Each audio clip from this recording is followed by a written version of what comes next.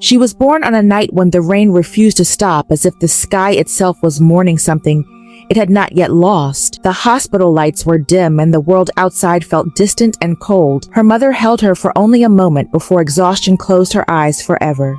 And in that single moment, a life was divided into before and after. The nurses spoke softly, but no one could soften the truth. The child had entered a world already missing something essential. She grew up in a small house where silence lived in every corner. The walls remembered laughter, but never offered it back. Her father tried to be strong, but strength cracks when carried alone. He worked long days, came home late, and spoke even less. She learned early that love does not always sound warm. Sometimes it sounds like tired footsteps and doors closing gently so they do not wake broken dreams. As years passed, she learned how to disappear in plain sight. At school, she sat by the window watching other children run toward futures that seemed already promised to them. She smiled when required and spoke when spoken to, but inside her chest, there was a quiet ache that never left. She wondered what it would feel like to be chosen to be held, without asking to be seen, without proving worth. Nights were the hardest.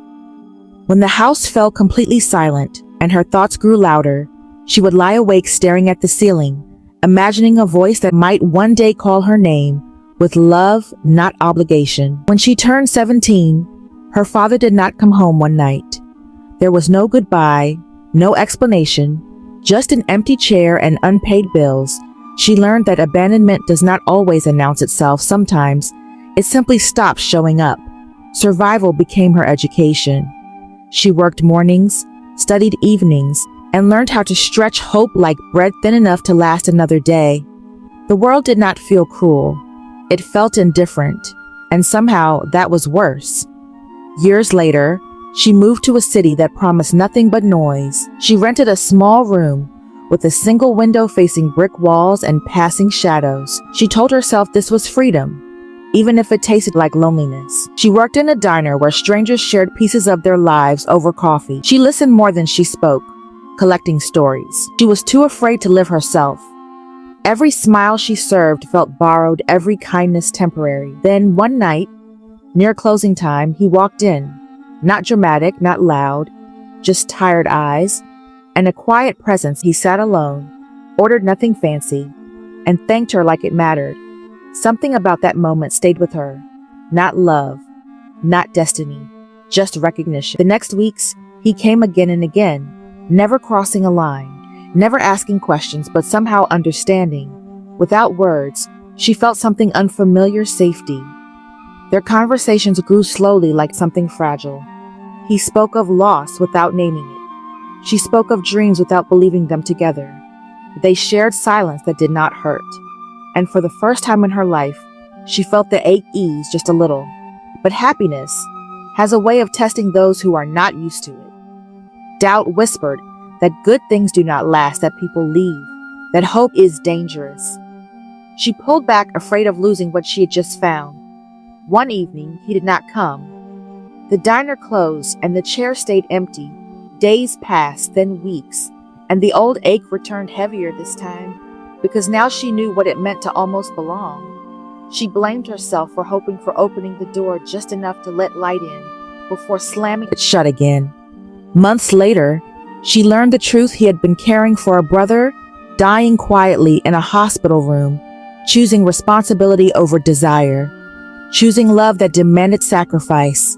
She felt shame for doubting him, for assuming the worst, but also gratitude because his absence had shown her something important.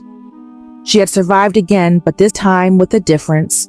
She had felt connection and lived through its loss, and she was still standing. When he returned, their reunion was simple. No speeches, no promises, just honesty. They walked through the city talking about fear and time and choices that leave scars. They did not rush toward romance. They walked toward trust, step by careful step, and in doing so, she began to heal something much older than this love. She realized then that her story was not about being abandoned or saved. It was about learning to stay, even when staying feels risky, about choosing connection. Knowing it can break you, about becoming someone who believes they are worthy of being loved without earning it. The city lights no longer felt cold. They felt alive like witnesses to her becoming. And as she stood there watching the sunrise over buildings that once felt like cages, she understood something simple and powerful. Some stories do not begin with hope, they grow into it. Time moved forward, but not gently. It moved like a tide pulling memories back again and again. She and he began meeting without naming what they were building, because naming things makes them fragile. They walked streets that smelled of rain and gasoline, sharing coffee and quiet understanding. She learned how presence can be louder than promises. He learned how listening can heal wounds words never reach. Yet even in these soft moments, fear sat between them like an uninvited guest. She feared losing him. He feared becoming someone who leaves. Her past followed her everywhere. In reflections and pauses, every time he was late, her chest tightened. Every time he grew quiet, she prepared for goodbye. Trauma does not shout, it whispers, reminding you of every time you were left behind. He noticed the way her smile faded when silence stretched too long, and instead of questioning her, he stayed. He sat with her fear without trying to fix it, and that patience became its own kind of love. One night, she finally spoke the truth she had buried since childhood. She told him about her mother dying before love could teach her safety, about a father who vanished without explanation, about growing up believing she was too easy to forget. Her voice trembled, not because of pain, but because saying it out loud made it real. He listened without interruption, without pity, and when she finished, he did something unexpected. He thanked her for trusting him. In that moment, she felt lighter, as if a weight she did not know she was carrying had finally been set down. But healing is never ending. She learned how presence can be louder than promises. He learned how listening can heal wounds words never reach. Yet even in these soft moments, fear sat between them like an uninvited guest. She feared losing him. He feared becoming someone who leaves. Her past followed her everywhere. In reflections and pauses, every time he was late, her chest tightened. Every time he grew quiet, she prepared for goodbye. Trauma does not shout, it whispers, reminding you of every time you were left behind. He noticed the way her smile faded when silence stretched too long, and instead of questioning her, he stayed. He sat with her fear without trying to fix it, and that patience became its own kind of love. One night, she finally spoke the truth she had buried since childhood.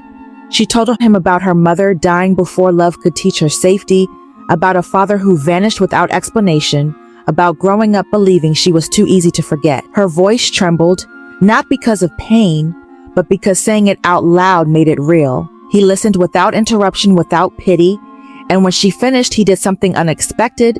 He thanked her for trusting him. In that moment, she felt lighter, as if a weight she did not know she was carrying had finally been set down. But healing is never a straight line. Life tested them again when opportunity knocked on his door in another city, a job that promised stability, something he had never truly known. Leaving felt like survival. Staying felt like risk. He did not want to repeat old patterns of choosing responsibility over connection, but fear of failure followed him closely. She told him she would understand whatever he chose, even as her heart begged him to stay. The distance changed everything. Calls replaced walks, silence replaced touch. Misunderstandings grew in the gaps between words. She told herself this was proof that love always fades, that people always leave, yet something deeper refused to let go. She learned to sit with uncertainty, instead of running from it, to let the ache exist without letting it define her. Nights were still lonely, but they no longer felt empty. She was learning how to be whole, even without someone beside her. Meanwhile, he struggled in a city that did not feel like home. Success felt hollow, without someone to share it with. He realized that running from fear had cost him connection, and for the first time he questioned the choices he had always made. He returned not as someone seeking comfort, but as someone willing to commit to staying even when it was hard. Their reunion was not dramatic. It was quiet and honest. Like everything real, he admitted his fear of not being enough, of failing her, of becoming the person who disappears. She admitted her fear of trusting someone who could hurt her again, and in that shared vulnerability, something shifted. They were no longer two broken people trying to fit together. They were two whole individuals choosing to walk the same path. She began to see herself differently, not as someone waiting to be abandoned, but as someone capable of choosing love without losing herself. Her work changed. Her voice changed, even the way she walked felt steadier. She no longer shrank to make space for others. She expanded into her own life. The city that once symbolized loneliness now felt like a witness to growth. Every street held memories of pain and healing intertwined. She understood then that love was not meant to rescue her. It was meant to meet her where she stood strong and self-aware. And in that understanding, she found peace, not because the future was certain, but because she finally trusted herself to survive whatever came next. The days after his return were not filled with celebration. They were filled with adjustment, because when two people grow separately, they must learn each other again. She noticed small changes: the way he paused before speaking, the way responsibility had settled into his shoulders like quiet gravity, and he noticed how she no longer apologized for existing, how her silence carried strength instead of fear. They learned that love after survival is different.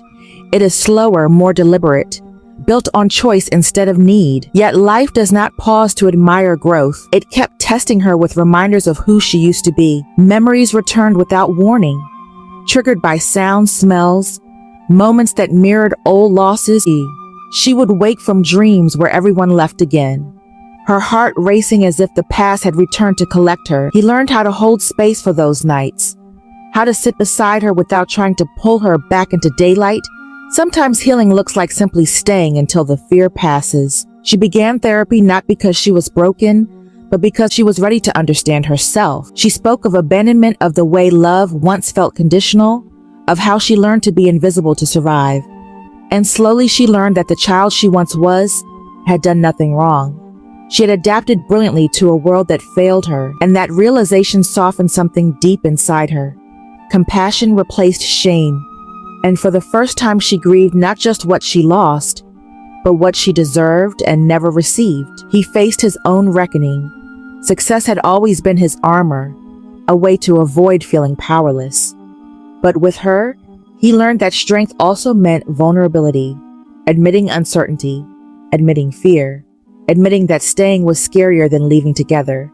They built rituals, small steady anchors, morning walks, shared meals, quiet evenings where nothing extraordinary happened, and everything mattered. But just as stability began to feel real, life delivered another blow. Her father reappeared, unexpectedly older, thinner, carrying regret like a heavy coat. His presence reopened wounds she thought had healed: anger, sadness, confusion collided inside her.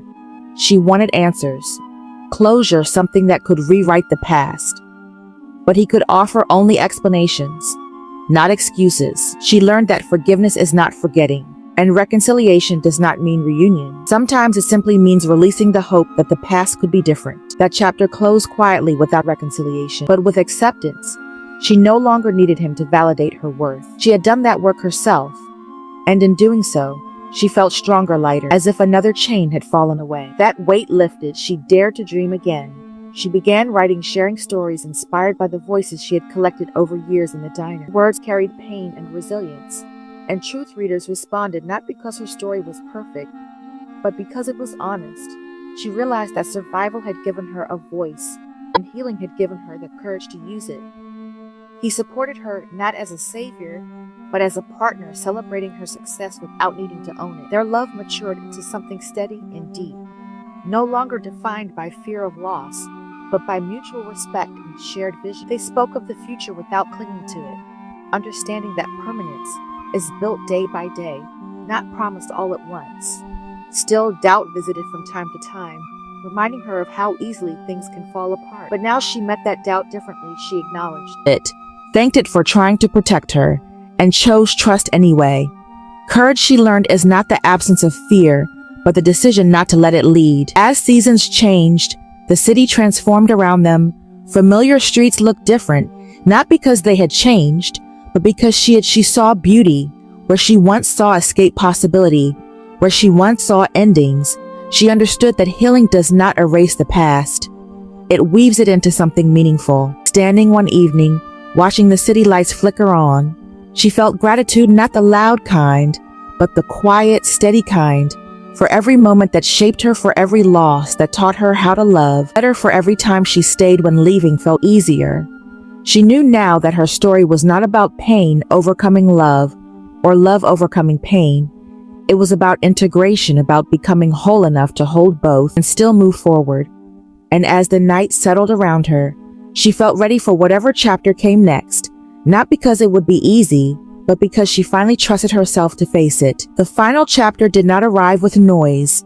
It arrived with stillness, the kind that settles after storms have passed. She woke one morning and realized she was no longer waiting for something to fall apart. The fear that once lived in her chest had softened into awareness. She understood now that safety is not the absence of loss, but the presence of self-trust. She looked at him sleeping beside her and felt gratitude without urgency, love without panic, peace without conditions.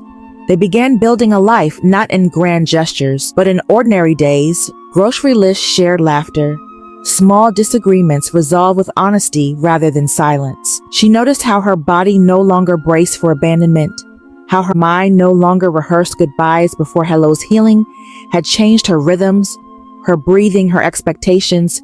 She no longer asked whether she was too much or not enough.